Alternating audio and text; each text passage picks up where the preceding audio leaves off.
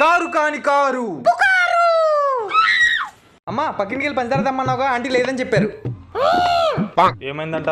పంచదార అడిగితే ఉంచుకుని కూడా లేదని చెప్పిందంట. ఏమైందంట? పంచదార అడిగితే చంప పగిలిద్దందంట. ఏమైందంట? పంచదార అడిగితే చెప్పెట్టి కుక్కని కొట్టినట్టు కొట్టారంట.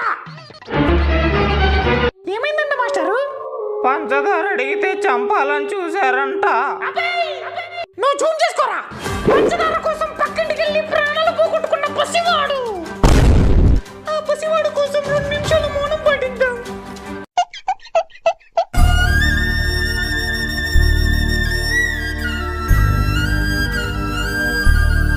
అమ్మా మీరెందుకు మౌనం పాటిస్తున్నారని నేను ఇంకా బతికే ఉన్నా.